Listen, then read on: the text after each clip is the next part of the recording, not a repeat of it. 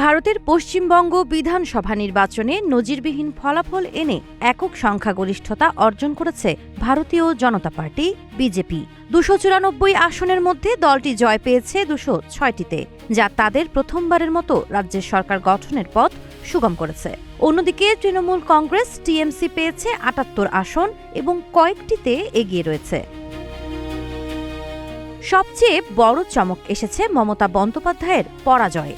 নিজ আসন ভবানীপুরে তিনি হেরে গেছেন বিজেপি নেতা শুভেন্দু অধিকারীর কাছে, যিনি নন্দীগ্রামেও জয় পেয়েছেন।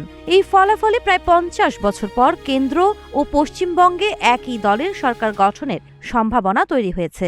জীবন অবাক না করলে কে করবে? ২৮% মিল্ক ফ্যাটের অবাক করার সাথে ফ্রেশ মিল্ক পাউডার। জীবন অবাক করুক প্রতিদিন। ফলাফল ঘোষণার পর প্রধানমন্ত্রী নরেন্দ্র মোদী বাংলায় পদ্ম ফুটেছে মন্তব্য করে জয়কে স্বাগত জানান। তবে ফলাফল প্রত্যাখ্যান করে মমতা বন্দ্যোপাধ্যায় ভোট চুরি ও নির্বাচন কমিশনের পক্ষপাতিত্বের অভিযোগ তুলেছেন। তার দাবি ১০০টির বেশি আসনে কারচুপি হয়েছে।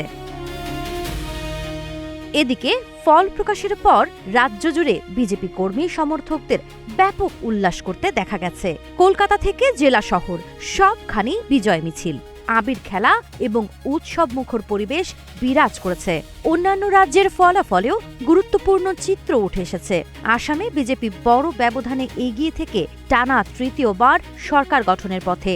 কেরালায় কংগ্রেস নেতৃত্বাধীন জোট এগিয়ে, আর তামিলনাড়ুতে অভিনেতা থালাপতি বিজয়ের দল চমক দেখিয়েছে। পুদুচেরিতেও বিজেপি নেতৃত্বাধীন জোট এগিয়ে রয়েছে। সার্বিকভাবে এই নির্বাচনের ফলাফল ভারতের আঞ্চলিক রাজনীতিতে বড় পরিবর্তনের ইঙ্গিত দিচ্ছে। সাবা খান, নাগরিক প্রতিদিন।